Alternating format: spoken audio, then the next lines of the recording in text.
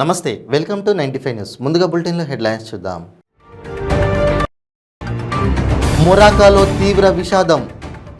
శక్తివంతమైన భూకంపంలో 350 మంది మృతి.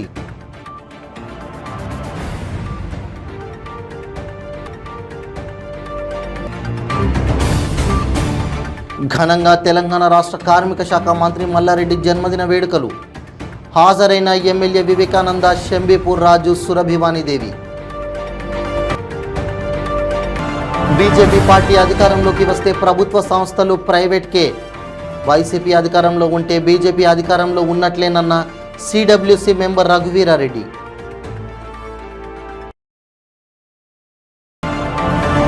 రాజమండ్రిలో ఆక్వా సీ ఫుడ్ ఫెస్టివల్. మత్స్య ఉత్పత్తులు.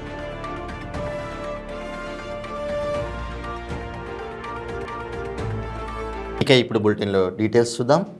మొరాకోలో తీవ్ర విషాదం చోటు చేసుకుంది. శక్తివంతమైన భూకంపంలో సుమారు 296 మంది మరణించారు. మరో 153 మందికి పైగా తీవ్రంగా గాయపడ్డారు. మర్రకేష్కు నైరుతి దిశలో 71 కిలోమీటర్ల దూరంలో 18.5 కిలోమీటర్ల లోతులో 6.8 తీవ్రతతో భారీ భూకంపం సంభవించినట్లు అధికారులు వెల్లడించారు. మృతుల సంఖ్య మరింత పెరిగే అవకాశం ఉందన్నారు. సహాయక చర్యలు కొనసాగుతున్నాయి.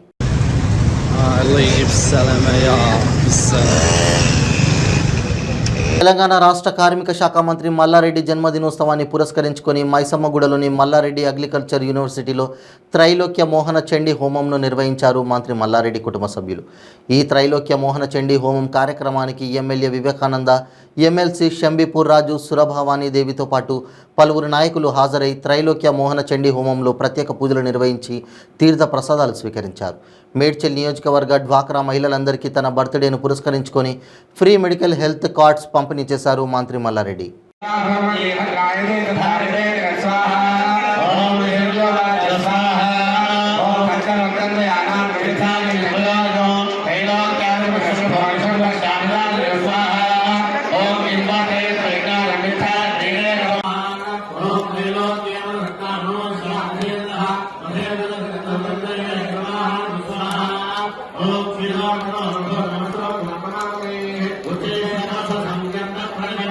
భారీ మెజార్టీ తోటి మళ్ళా ముఖ్యమంత్రి కావాలని ఈ యాగం చేపించిన మా జన్మదిన సందర్భంగా మా డ్వాక్రా మహిళా సోదరి మహిళలకు అందరికి కూడా మా మల్లారెడ్డి హెల్త్ సిటీ నుంచి వాళ్ళకు హెల్త్ కార్డు ఫ్రీగా వాళ్ళ ఫ్యామిలీ మెంబర్స్ కు ఆ కార్డు తీసుకొని వస్తే ఆపరేషన్లు కానీ మందులు కానీ ఇవన్నీ కూడా ఫ్రీగా ఇస్తా, ట్రీట్మెంట్ ఇస్తా అని చెప్పి నా జన్మదిన సందర్భంగా వాళ్ళకు ఫ్రీ కార్డు, హెల్త్ కార్డు కూడా ఈ రోజు పంపిణీ కార్యక్రమం జరిగింది మా డ్వాక్రా మహిళా మేడ్చల్ నియోజకవర్గం. ఏది ఏమైనా ఇంతకు ముందరి సంది కూడా మా హాస్పిటల్లో 2000 బెడ్ హాస్పిటల్ ఉంది. మేము ఉచితంగా రోజు 1000 మందికి మందులు ఇస్తున్నాము, భోజనాలు పెడుతున్నాము, టిఫిన్లు పెడుతున్నాము, ఉచితంగా ట్రీట్మెంట్ ఇస్తున్నాము, వాళ్ళకి అన్ని రకాల కూడా సదుపాయాలు కల్పిస్తున్నాము. ఇప్పుడు చూస్తా ఉన్నాం. ఎందుకంటే మా పిల్లలు కానీ, మా కోడళ్ళు కానీ, మా కొడుకులు కానీ అందరు కూడా ప్రజాసేవ చేయాలి. మనకు భగవంతుడు మస్తు ఇచ్చిండు. మనకు సీఎం కేసీఆర్ గారు కేబినెట్ మినిస్టర్ ఇచ్చిండు. ఆయన పేర్లు పెట్టాలి. మనం ఆయన 3వ ముఖ్యమంత్రి చేయాలి పెద్ద ఎత్తున అని చెప్పి మనం అవన్నీ కూడా ఈ స్కీమ్లన్నీ కూడా తీసుకొస్తున్నాం. దేశంలో ఎవరన్నా నంబర్ 1 సీఎం ఉన్నాడంటే మన కేసీఆర్. దేశంలో 28 రాష్ట్రాలలో నంబర్ 1 రాష్ట్రం ఉందంటే కేసీఆర్ గాని, తెలంగాణ రాష్ట్రం గాని రేపు దేశంలోనే ఆదర్శ రాష్ట్రం ఏదైనా ఉందంటే తెలంగాణ, హైదరాబాద్. జై తెలంగాణ, జై కేసీఆర్, జై కేసీఆర్. కేంద్రంలో బీజేపీ పార్టీ అధికారంలో వస్తే ప్రభుత్వ సంస్థలన్నీ ప్రైవేటు పరం చేస్తుందని కాంగ్రెస్ పార్టీ మాజీ మంత్రి రఘువీరారెడ్డి అన్నారు. అనంతపురం జిల్లా హిందూపురంలో ఏర్పాటు చేసిన బహిరంగ సభలో ఆయన మాట్లాడారు. మీ తలరాతలు మారాలంటే కేంద్రంలో కాంగ్రెస్ పార్టీ అధికారంలో ఉండాలని, రాష్ట్రంలో వైసీపీ అధికారంలో ఉంటే బీజేపీ అధికారంలో ఉన్నట్లేనని పరోక్షంగా విమర్శించారు.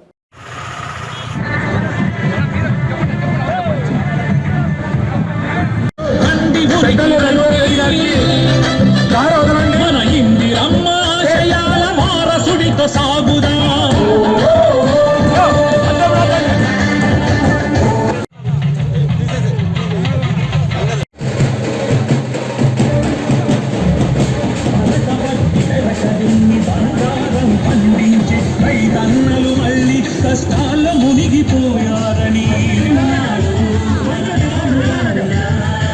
ప్రభుత్వ పథకాలందక పేదరికం.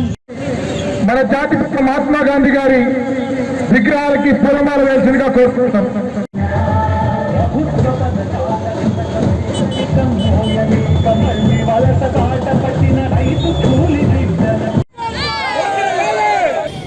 ఈ రోజు మొత్తం మీడియానంతా కూడా వాళ్ళ గుప్పెట్లో పెట్టుకున్నారు. ఎవరు మాట్లాడితే సిబిఐ అంటారు, ఎవరు మాట్లాడితే ఈడీ అంటారు, ఎవరు మాట్లాడితే వాళ్ళని జైల్లో తోస్తారు. ప్రతి ఒక్కరు భయపడి టీవీలో కానీ పేపర్లో కానీ ఎవరు కూడా మాట్లాడే పరిస్థితి లేదు. ప్రజాస్వామ్యంలో పత్రికలకు భావ స్వేచ్ఛను వ్యక్తపరిచేటువంటి అవకాశం లేకపోతే ఇది న్యాయమాను అడుగుతా ఉన్నాం. నేను సత్యం వైపు నిలబడతాను. కాంగ్రెస్ పార్టీ అధికారం కోసం ఎప్పుడు మేము ఆరులు చాచలేదు. సత్యం కోసం నిలబడుతుంది కాంగ్రెస్ పార్టీ. సత్యమేవ జయతే అన్నాడు మహాత్మా గాంధీ, అదే మా మార్గం అన్నారు రాహుల్ గాంధీ గారు. ఆ మార్గాన్ని నడుస్తున్నారు.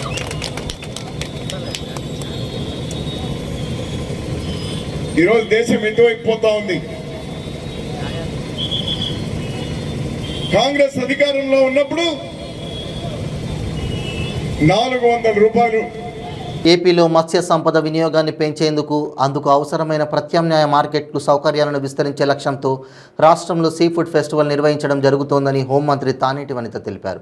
రాజమండ్రిలో ఆక్వా సీ ఫుడ్ ఫెస్టివల్ను మంత్రి కలెక్టర్తో కలిసి ప్రారంభించారు. అనంతరం మంత్రి మాట్లాడుతూ మత్స్య ఉత్పత్తులను విదేశాలకు ఎగుమతి చేయడంలో దేశంలోనే ఏపీ ప్రథమ స్థానంలో ఉందన్నారు. అందరికీ నమస్కారం అండి. ఈ రోజున మరి రాజమండ్రిలో సీ ఫుడ్ ఫెస్టివల్ అనేది మనం ఏర్పాటు చేసుకోవడం, దీని ద్వారా మరి ఈ రోజున ఇక్కడ ముఖ్యంగా మన ఆంధ్రాలో నివసిస్తున్న ప్రజలందరూ కూడా ఈ సీ ఫుడ్ని ఎలా వాళ్ళు తినాలి, ఎలా ఉపయోగించుకోవాలంటే సగటున సంవత్సరానికి వచ్చి ఒక మంచి తినే సీ ఫుడ్ని కూడా ఇక్కడ మన వాళ్ళు తినట్లేదు కనుక వాళ్ళందరూ తినాలి అని చెప్పడానికి ఇది ఏర్పాటు చేయడం జరిగింది. ఎందుకంటే ఇక్కడ మన దగ్గర మరి సముద్రం ద్వారా వచ్చిన సంపద అంతా కూడా విదేశాలకు ఎగుమతి అవుతుంది. ఇక్కడ మన వాళ్ళు తినేది చాలా తక్కువ. ఈ రోజున ఈ సీ ఫుడ్ ఏదైతే ఉందో చేపలు, రొయ్యలు, పీతలు ఇవన్నీ కూడా చాలా హెల్దీ ఫుడ్, ఫ్రెష్గా అంటే సముద్రం నుండి ఎటువంటి కృత్రిమంగా తయారు చేసింది కాదు, అలా పండించింది కాదు, సహజసిద్ధంగా వచ్చిన పంట కనుక అది చాలా హెల్దీగా ఉంటుంది. దాంట్లో కాల్షియం రిచ్ ఉంటుంది, అట్లనే విటమిన్ ఈ ఉంటుంది. కనుక వీటన్నిటినీ మనకి శరీరానికి చాలా అవసరం కాబట్టి వాటిని మనము తినాలి అనేది ఇక్కడ ఒక అవేర్నెస్ తీసుకురావడం కోసం. అంటే విదేశాలలో ఎంత అంటే వాళ్ళు ఎగుమతి చేయడానికి, వాళ్ళు వ్యాపారం చేయడానికి ఉపయోగించుకుంటున్నారే తప్ప ఇక్కడ మనము స్థానికంగా మనము ఉన్న సంపదను వినియోగించుకోలేకపోతున్నాం. కనుక ఇక్కడ మనం అందరం కూడా ఇక్కడ డొమెస్టిక్ మార్కెట్ పెంచడం కోసం, వీళ్ళందరికీ అవగాహన కల్పించడం కోసం ఈ ఫెస్టివల్ తీసుకోవడం జరిగింది. దీన్ని ఎంకరేజ్ చేయడం కోసం ప్రభుత్వం నుండి కూడా ప్రతి ఒక్కరూ స్టాల్స్ నడిపించుకోవడానికి వాళ్ళకి సబ్సిడీ రూపంలో కూడా ఈ రోజున ప్రభుత్వం చేయూత అందిస్తుంది. కనుక ప్రతి ఒక్కరూ కూడా ఈ అవగాహన కలిగి చక్కగా ఆ ఫుడ్ తింటూ హెల్దీగా ఉంటూ ఇక్కడ లోకల్గా డొమెస్టిక్ మార్కెట్ని పెంచుకునే దానికి కూడా అవకాశం ఉందని తెలియజేయడానికి ఈ ఫెస్టివల్ని ఏర్పాటు చేయడం జరిగింది. స్కీమ్స్ సంబంధించి ఎగ్జిక్యూటివ్ ఎవరు పెట్టారు సార్? స్కీమ్స్ సంబంధించి ప్రభుత్వం తరఫున పథకాల గురించి ఈ ఆక్వారియంలకు ఇచ్చే స్థాయి ఉన్నాయమ్మా. సబ్సిడీ రూపంలో స్కీమ్స్ ఉన్నాయి. ఇప్పుడు ఎవరైతే రైతులు పండించిన దాన్ని మార్కెట్లోకి పంపించడానికి స్టాల్స్ రూపంలో వాళ్ళు పెట్టుకునేదానికి వాళ్ళకి సబ్సిడీ అందిస్తున్నాం కనుక ప్రభుత్వం నుండి వాళ్ళు హ్యాపీగా ధైర్యంగా ఈ వ్యాపారాలు చేసుకోవచ్చు. ఫస్ట్లో ఒక స్టాల్ పెట్టారు కదా. టీడీపీ యువనేత నారా లోకేష్ పాదయాత్రపై ప్రొద్దుటూరు ఎమ్మెల్యే రాచమల్లు శివప్రసాద్ రెడ్డి విమర్శలు గుప్పించారు. లోకేష్ చేస్తున్న పాదయాత్ర 100 రోజులైనా 1000 రోజులైనా ప్రజలకు ఒరిగేదేమీ లేదన్నారు. ఆయన పాదయాత్ర వల్ల నయా పైసా ప్రయోజనం లేదని ఎద్దేవా చేశారు. తన తండ్రిని మళ్ళీ ముఖ్యమంత్రిని చేసుకోవడానికే ఈ పాదయాత్ర అని చెప్పారు. ప్రొద్దుటూరుకి లోకేష్ పాదయాత్ర వస్తే అడ్డుకోవాల్సిన అవసరం తమకు లేదని అన్నారు. అల్లుడిలా వచ్చి వెళ్ళిపోతాడని అన్నారు. ఇచ్చిన హామీలను కూడా టీడీపీ ప్రభుత్వం నెరవేర్చలేకపోయిందని విమర్శించారు. వైసీపీ ప్రభుత్వం ప్రజలకు అన్ని విధాలుగా సాయం అందిస్తోందని చెప్పారు. ఏపీలో మళ్లీ అధికారంలోకి వచ్చేది వైసీపీని అని జోస్యం చెప్పారు. భారత ఐటీ నోటీసులు ఇచ్చినది యావత్ భారతదేశానికి సంబంధించినటువంటి నోటీసులు ఇచ్చినది భారత ఐటీ శాఖ. నీకు నోటీసులు ఇచ్చింది 2014-19 పీరియడ్లో నువ్వు ముఖ్యమంత్రిగా ఉన్నప్పుడు అమరావతిలో ఇదిగో ఈ పనికిమాల పని చేసేదానికి, ఈ తాత్కాలిక భవన నిర్మాణం చేసేదానికి పలానోనికి నువ్వు పని అప్పచెప్పి 118 కోట్ల రూపాయల డబ్బు నువ్వు తీసుకున్నావు.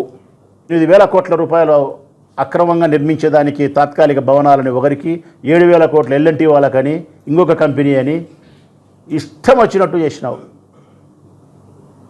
ఇప్పుడు ఈ ఐటీ శాఖ ఇచ్చిన దానికి సమాధానం చెప్పురా మగడా అంటే నువ్వు తప్పు చేసినావా, తప్పు చేయలేదా, ఇచ్చినారా, ఇయ్యలేదా, ఇచ్చి అప్పు ఇచ్చినారా, లేకుంటే నీ కొడుకు పెళ్ళికి లెక్క లేకుండా ఇప్పించుకున్నావా చెప్పాలి కదా. నోరే తెరసావు. నీ మీద ఎన్ని కేసులు ఉన్నాయి, నోరు తెరసావు. అన్ని కేసులకు స్టేలు తెచ్చుకున్నావు, నోరు తెరసావు. నీ మీద ఎంతో అవినీతి కేసులు ఉన్నాయి, నోరు తెరసావు. తెల్లవారు లేచే వైఎస్ఆర్ కాంగ్రెస్ పార్టీని విమర్శించడానికి. నీ అవినీతి సామ్రాజ్యాన్ని 4 పిల్లర్లుగా నిలబెట్టిన దరిద్రమైన నా కొడుకులు ఎవరంటే వీళ్ళందరూ కలిసి నీకు 4 పిల్లర్ల మాదిరి నిలబడుతున్నారు నీ అవినీతికి. నువ్వు చేసేదంతా మూసిపెడతారు.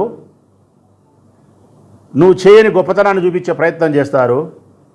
ఎదుటోళ్ళు ఏమీ చేయకపోయినా తప్పు చేసినారని చెప్పి చూపిస్తారు. పచ్చ రాతలతో ఈ ప్రపంచాన్ని పూర్తిగా భ్రమకు కలిగించి మోసం చేసే ప్రయత్నం చేస్తున్నాయి ఎల్లో మీడియా. వీళ్ళని అడ్డం పెట్టుకొని నీ ఇష్టం వచ్చినట్టు నువ్వు అవినీతి చేసి ఆ అవినీతిని అంతా దాచిపెట్టి ఎదుటోళ్ళ మీద నిందలేస్తూ ఇప్పుడు 24లో జరిగే ఎన్నికల కోసం రాష్ట్రమంతా అబ్బా కొడుకులు తిరుగుతూ ఎక్కడ పడితే అక్కడ అల్లర్లు చేస్తా, ఎక్కడో చోట గొడవ జరిగి తెలుగుదేశం పార్టీ వాడు చనిపోవాలని పోలీసు వాళ్ళు కాలిస్తే దాన్ని రాజకీయానికి ఉపయోగించుకోవాలని ఫైనల్గా నీ చరమదశలో నువ్వు కోరుకుంటుండేది ఏంటంటే, నేను స్పష్టంగా చెప్తా ఉన్నా, నీ అంతిమ దశలో నువ్వు కోరుకునేది ఒకటి, నీకు భగవంతుడు ఇచ్చేది ఒకటి, తాను తలిసేది ఒకటి, దైవం చేసేది ఒకటి. చంద్రబాబు నాయుడు అంతిమ దశలో కోరుకుంటుండేది మరొక్కసారి ముఖ్యమంత్రి పదవి అయి జగన్మోహన్ రెడ్డిని సాధించాలని, పగ తీర్చుకోవాలని, ప్రతీకారం చేయాలని ఇది నువ్వు ఆశిస్తూ ఉండేది. కానీ దేవుడు నీకు చేసేది ఏం తెలుసునా? ఇన్ని సంవత్సరాలుగా నువ్వు చేసినటువంటి అవినీతి, ఇన్ని సంవత్సరాలుగా నువ్వు చేసినటువంటి పాపపు కార్యాలకు, ఇన్ని సంవత్సరాలుగా ఎన్నో మనసులను బాధించిన విధానానికి, నువ్వు చెప్పిన అబద్ధాలకు, నువ్వు చేసిన నీచమైన అన్ని పనులకు పరిహారం చెల్లించడానికి కావలసిన సమయం నీకు ఆసన్నమైంది. నీ అంతిమ దశ, నీ చరమాంక జీవితంలో ఈ పాపాలకు పరిహారం చెల్లించడమే, వీటికి సంబంధించినటువంటి నికృష్టమైనటువంటి జీవితాన్ని, దరిద్రమైనటువంటి బ్రతుకును బ్రతకడానికి కావాల్సిన స్థితే నీకు ప్రారంభమైంది.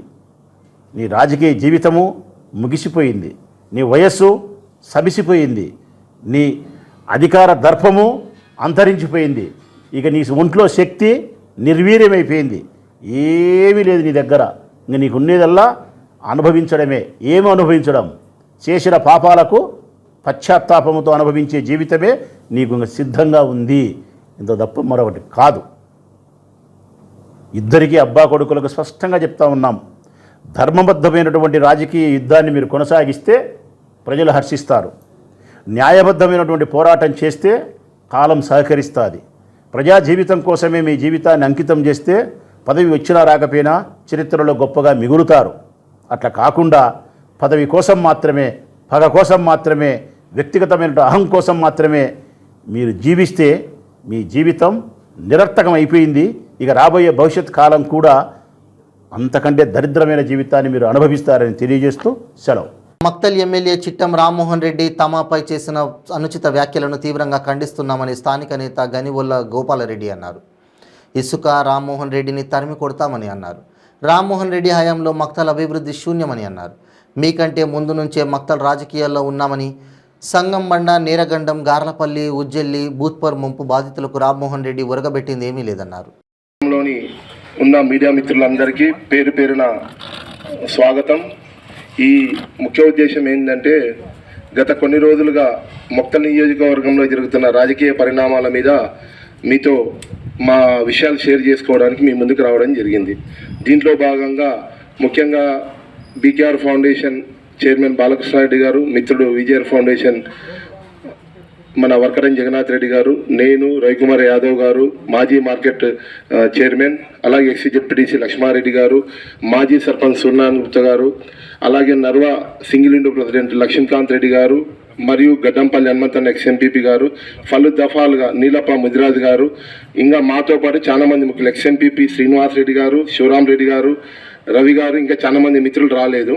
అందరం కలిసి ఒక అంతర్గత సమావేశం గత వారం రోజుల క్రితం మేము హైదరాబాద్ దగ్గర ఉన్న షాద్నగర్లోని మా సొంత ఫామ్ హౌస్లో నిర్వహించుకోవడం జరిగింది. అక్కడ మేము మీడియా సమావేశం పెట్టలేదు. అక్కడ కొన్ని విషయాలు మీకు ఇప్పటికే బహిర్గతమైనవి. దాని విషయం కూడా స్పందిస్తూ మొక్తల్ నియోజకవర్గం అయిన గడ్డ మీద మొక్తల్ మీదే మాట్లాడాలనే ఉద్దేశంతో గత కొద్ది రోజులు ఆగడం జరిగింది. ఈ సందర్భంగా మీతో కోరుకునేది ఏంటంటే, మొక్తల్ ప్రస్తుత ఎమ్మెల్యే రామ్మోహన్ రెడ్డి వ్యవహార శైలి, ఆయన దుందుడుకు స్వభావం, ఆయన మాట్లాడే విధానం, వ్యక్తిగతంగా మాట్లాడే విధానం మీద మాత్రమే ఈరోజు మేము చర్చ పెట్టినాం, ప్రెస్ మీట్ పెట్టినాం. ఎందుకంటే నిన్న నర్వ మండలంలోని ఒక విలేజ్లో ఆయన వ్యక్తిగత దూషణలకు దిగిండు. బాలకృష్ణారెడ్డి ఏంది, గోపాల్ రెడ్డి ఏంది, వర్కటం ఏంది, రవికుమార్ ఏంది అని కులాల మీదుగా కూడా మాట్లాడడం జరిగింది. వాడు వీడు అనే సంస్కారం లేకుండా మాట్లాడుతున్నారు. గౌరవ ఎమ్మెల్యే గారు, మీరు రాజకీయాలకు ఎప్పుడు వచ్చిండ్రో మేము కూడా మీరు మొక్తల్ రాజకీయాలకు రాకముందు కూడా మేము రాజకీయాల్లో ఉన్న కుటుంబాలు మావి.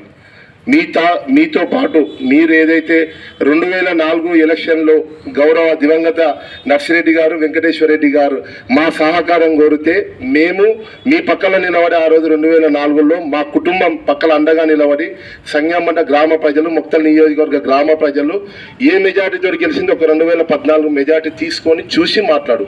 ఆ రోజు అకాల మరణం చెందిన వెంకటేశ్వర రెడ్డి గారు మరియు నర్సిరెడ్డి గారు చనిపోతే మీరు 2005లో రాజకీయాలకు వచ్చిండ్రు. 2004 ఎలక్షన్ల మీ పక్కన ఉట్కూరు మండలంలో ఆ రోజున భాజపా సోదరుల మీద అనవసరంగా నువ్వు కొట్లాట పెట్టుకుంటే భాజపా శ్రేణులు నీ మీద తిరగబడితే ఉట్కూరు మండలంలో నీ పక్కన నిలబడింది ఇదే గోపాల్ రెడ్డి. నీ వాడవీడు అనే గోపాల్ రెడ్డి ఆ రోజు ఉట్కూరులో నీ పక్కన 2004 ఎలక్షన్లో నీ పక్కన నేను నిలబడ్డా. నువ్వు 2005లో ప్రత్యక్ష రాజకీయాలు వచ్చినాం. మేము స్టూడెంట్ ఆర్గనైజేషన్కి వెళ్ళి యూత్ కాంగ్రెస్లోకి వెళ్ళి వచ్చినాం. మాది రాజకీయ కుటుంబ నేపథ్యమే. మా నాన్న 1983లో ఇండిపెండెంట్గా పోటీ చేసిండు. మేము మీ గురించి వ్యక్తిగతంగా నర్సిరెడ్డి గారి గురించి, వెంకటేశ్వర రెడ్డి గారి గురించి మేము ఎక్కడ మాట్లాడలేదు. ఓన్లీ రామ్మోహన్ రెడ్డి గారి వ్యక్తిగత శైలి, ఆయన వ్యవహార శైలి మీద మాట్లాడుతున్నాం. ఏం చేసినావు నువ్వు మొక్తల్ నియోజకవర్గానికి? పోనీ మాకేం చేసినావు? మమ్మల్ని వాడు వీడు అని అంటున్నావు. ఏ రకంగా సాకినావు మమ్మల్ని? ఏ రకంగా కొడుకులు అంటున్నావు? సంగమండ కొడుకులు, మొక్తల్ కొడుకులు అంటే ఒక సంస్కారమైన ఎమ్మెల్యే గారు మాట్లాడే మాటలు ఇదేనా? ఈ పద్ధతేనా?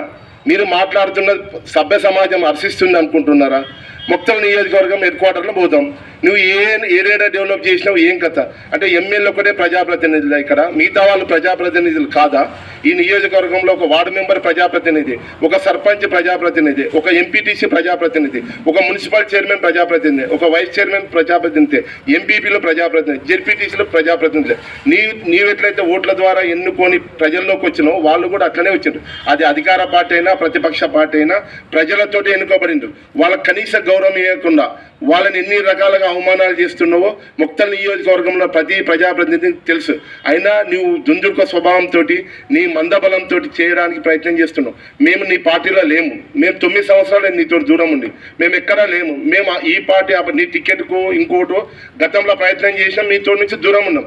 ఈ 9 సంవత్సరాలకు వెళ్ళి నీతోటి వ్యక్తిగతంగా నేను దూరం ఉన్నా.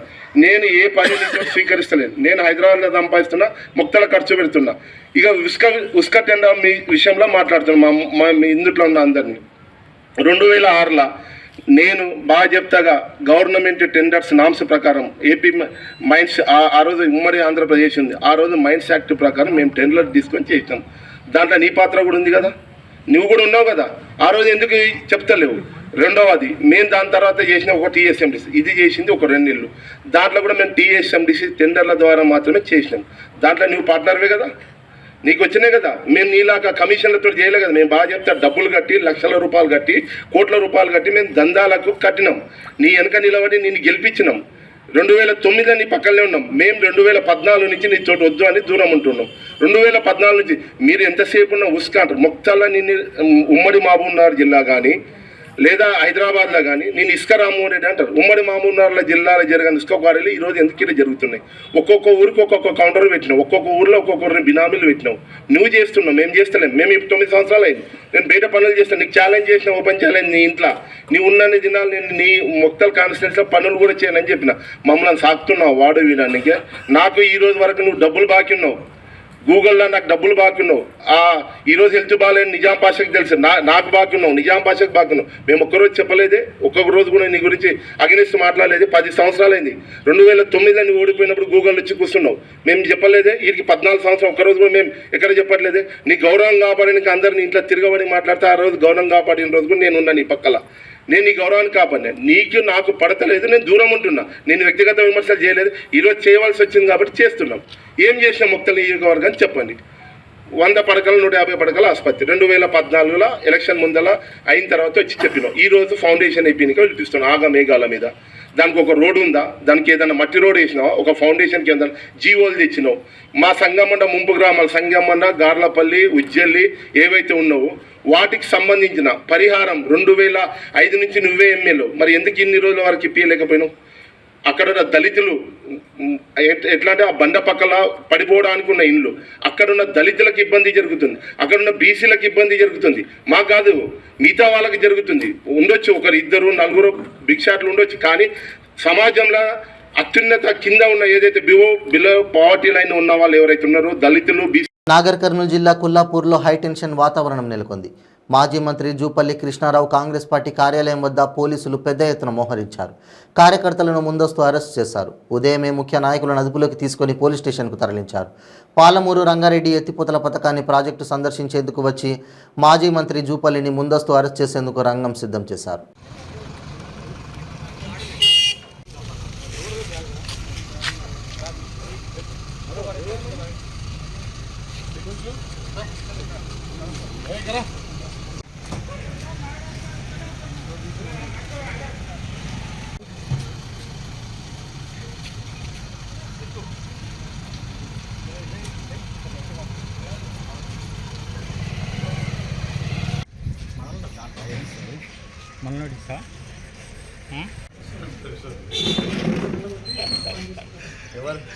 ప్రభుత్వం అందిస్తున్న సంక్షేమ పథకాలు ప్రజలకు చేరవేసే యంత్రంలా వాలంటీర్ వ్యవస్థ పనిచేస్తోందన్నారు నెల్లూరు జిల్లా ఆత్మకూరు ఎమ్మెల్యే మేకపాటి విక్రమ్ రెడ్డి.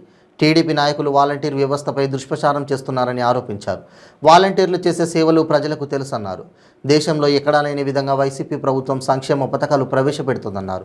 వాలంటీర్లపై బురద జల్లడం సరికాదని ఆత్మకూరు ఎమ్మెల్యే మేకపాటి విక్రమ్ రెడ్డి అన్నారు. గడప గడపకు మన ప్రభుత్వ కార్యక్రమంలో భాగంగా వాలంటీర్లతో నాయకులతో సమీక్ష నిర్వహించుకుంటూ వస్తున్నామని అన్నారు. వాలంటీర్లపై ఆరోపణలు చేయడం సరికాదన్నారు. సొసైటీ బిల్డింగ్కి వచ్చి దాని లోపలికి వచ్చి మా మీటింగ్ జరిగేటప్పుడు 10 నిమిషాలు 5 నిమిషాలు కూర్చోవడం చూసి అక్కడ ఏం జరుగుతుందో అని కూడా గమనించి ఏమి చెప్పకుండా మళ్ళీ కిందకు వచ్చి ఒక ప్రెస్ కాన్ఫరెన్స్ ఇచ్చారు. ఆ ప్రెస్ కాన్ఫరెన్స్లో ముఖ్యంగా 3 ఆరోపణలు చేశారు. ఒకటి వచ్చి సెలవు రోజు మీటింగ్లు ఎవరు పెట్టుకునేది అని,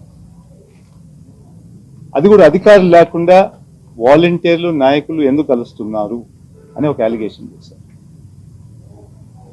రెండోది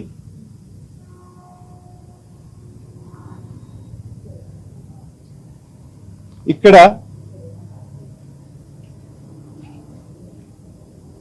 ఓటర్లు అంటే టీడీపీకి అనుకూలంగా ఉండే ఓటర్ని ఈ మీటింగ్ ద్వారా వాళ్ళని తీయడం ప్రయత్నిస్తున్నామని చెప్పేసి కూడా ఒక అలిగేషన్ చేశారు.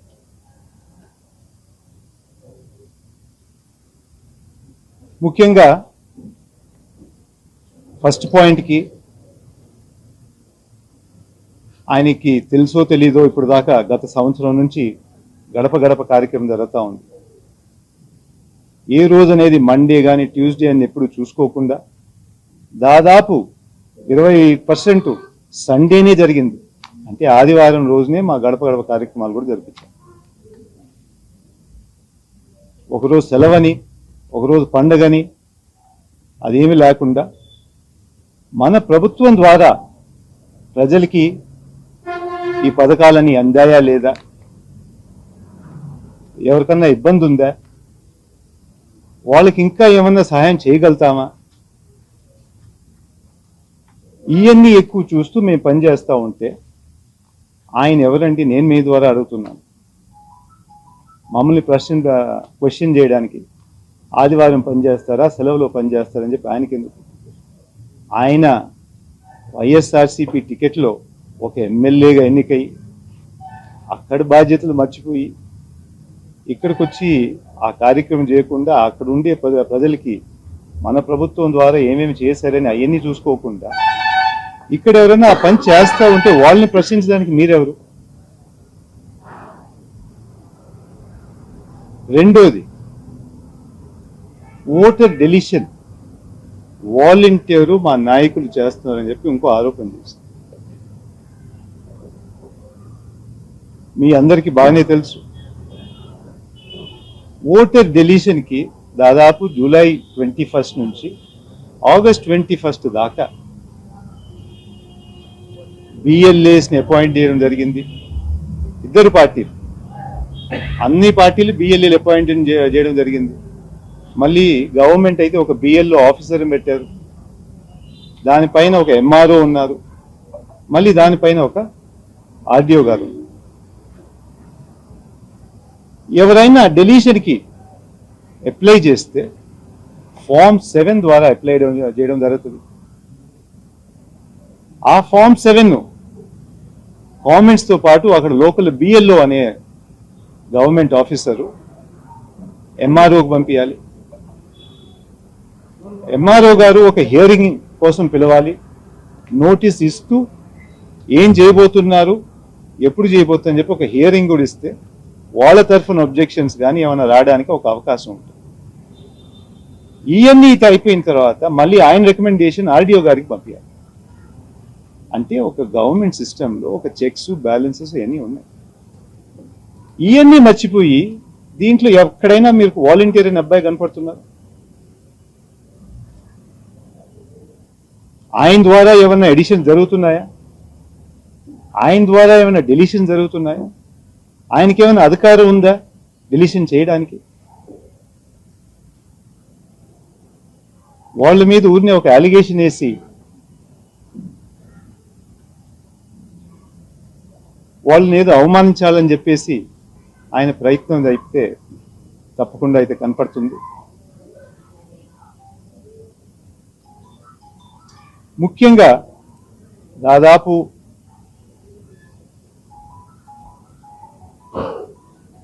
గత 2 వారాల నుంచి మీ మీడియా ద్వారానే ఎక్కువ చాలా రిపోర్ట్లు వస్తున్నాయి, సర్వే రిపోర్ట్లని, ఎక్కడ ఎవరు టీడీపీ తరఫున ఎవరు కనపడట్లేదని చెప్పేసి ఇట్లాంటి రిపోర్ట్లన్నీ చేస్తూ ఉంటే అదేమన్నా కొంచెం గుర్తింపు కోసం లేకపోతే కనబడడానికి కోసం ఇక్కడికి వచ్చి ఈ ఆరోపణలు చేసి అదిగా ఐటీ నోటీసులపై చంద్రబాబు సమాధానం చెప్పాలని విజయనగరం జెడ్పీ చైర్మన్ మజ్జి శ్రీనివాసరావు అన్నారు. జెడ్పీలో విలేకరులతో మాట్లాడుతూ టిట్కో ఇళ్ల నిర్మాణ వ్యవహారంలో చంద్రబాబుకు లంచం అందిందని, అది ప్రజల సొమ్మని అన్నారు. అవినీతి సొమ్ముపై చంద్రబాబు ఆయన అనుచరులు ఎందుకు పెదవి విప్పడం లేదని ప్రశ్నించారు. పుంగనూరు భీమవరం ఘటనతో ప్రజలు ఆందోళనలు రేపుతున్నారు. లోకేష్ పాదయాత్ర రౌడీలతో చేస్తున్నాడన్నారు. ఈ రాష్ట్రానికి ప్రతిపక్ష నాయకులైనటువంటి గౌరవనీయులు నారా చంద్రబాబు నాయుడు గారి మరి ఇన్కమ్ ట్యాక్స్ ఐటీ నోటీసులు రావడం, ఆ ఐటీ నోటీసులకు సంబంధించి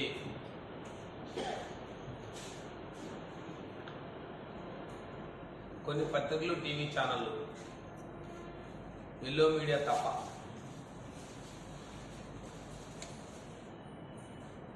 వారికి సంబంధించిన విషయాలు, ఈ ఐటీ నోటీస్ సంబంధించిన విషయాలు, ఏ సమయంలో ఏ కాలంలో వారికి ఐటీ నోటీసులు రావడం, ఏ కాలంలో వారు ఎలాంటి అవినీతి కార్యక్రమాలకు పాల్పడ్డారు. సుమారు 119 కోట్ల రూపాయలు అకౌంట్స్ ఇవ్వండి. దీనికి సంబంధించి ఏదైతే ఎంఎన్సీ కంపెనీ అయినా కన్స్ట్రక్షన్ కంపెనీ షాపూర్ పుల్లంజీ కంపెనీ నుంచి మీ పిఏ శ్రీనివాస్ ద్వారా మీకు ముడుపులు అందాయని చెప్పి దాని కోడ్ భాషల ద్వారా మీకు రావడం, ఇవన్నింటినీ సంబంధించి మీరు దానికి సంబంధించి రిప్లైస్ ఇవ్వడం, మరి దానికి సంబంధించి మీరు రిప్లైస్ ఇచ్చినప్పటికి కూడా మరి దానికి సంతృప్తి చెందక వారు దీనికి సంబంధించి పూర్తిగా ఆధారాలు ఇవ్వాలని చెప్పి మీరు చెప్పినప్పటికీ దీనికి సంబంధించి ఎక్కడా కూడా మీరు స్పందించిన దాఖలాలు లేవు. మరియు మీరు ఒక బాధ్యతాయుతమైన 14 సంవత్సరాలు ముఖ్యమంత్రిగా పనిచేసిన వ్యక్తి, మీకు ఆదాయ పన్ను శాఖ మీకు నోటీసులు ఇచ్చినప్పుడు దానికి సంబంధించి ఏదైతే ఇన్కమ్ ట్యాక్స్ యాక్ట్లు ఉన్నాయో ఆ యాక్ట్ ప్రకారం మీకు సుమారుగా దానికి సంబంధించిన అన్ని విషయాలు పొందుపరిచి మరి ఇప్పటికే మీ పిఏ ఆనాటి మీ దగ్గర కార్యదర్శిగా పనిచేసిన శ్రీనివాస్కి ఇప్పటికి ఇన్కమ్ ట్యాక్స్ రేట్స్ జరగడం, మరి దానికి సంబంధించి పూర్తిగా లెక్కలు కావాలని చెప్పి ఆదాయ పన్ను శాఖ 3 ఏళ్ల క్రితమే మీకు అనేక సందర్భాల్లో స్పష్టం చేసింది. మరి దానికి సంబంధించి ఏ సందర్భాల్లో ఆ కంపెనీ డబ్బు మీకు ఇచ్చిందో కూడా ఆ కంపెనీ చేసిన యాక్టివిటీ కూడా మరి మీ ద్వారా జిల్లా ప్రజలందరికీ తెలియజేసుకున్నాను. సుమారు 2016, 17, 18 సంవత్సరాల్లో మరి ఏదైతే ఈరోజు కొంత భాగం మీరు కట్టి ఆ పేరుపైన గిఫ్ట్ హౌసింగ్ కానీ లేదు, మరి మీ అందరికీ తెలుసు మరి వర్షం పడితే గొడుగు ఎలా పట్టుకుంటామో మరి పడిన మనం కొంతమేర తడుస్తూ ఉంటామో అలాగే మరి సెక్రటరియట్ ఏదైతే మీరు కట్టిన తాత్కాలిక సెక్రటరియట్ కూడా ఆ రకంగా అవినీతి సొమ్ముతో కట్టడం వలన మరి దాని రకమైన నాశరకమైన పనులు అనేక సందర్భాల్లో గత ప్రభుత్వాల్లో అనేక సందర్భాలు ప్రజల దృష్టికి తీసుకురావడం జరిగింది.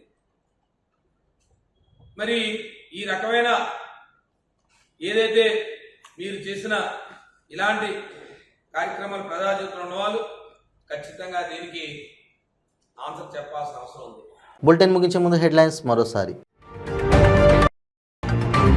మొరాకోలో తీవ్ర విషాదం, శక్తివంతమైన భూకంపంలో 350 మంది మృతి.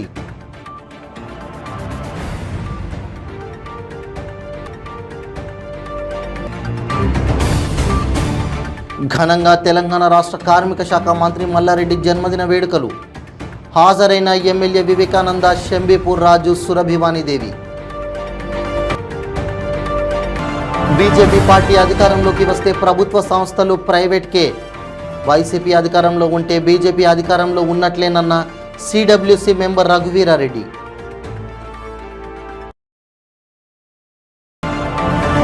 రాజమండ్రిలో ఆక్వా సీ ఫుడ్ ఫెస్టివల్, మత్స్య ఉత్పత్తులు.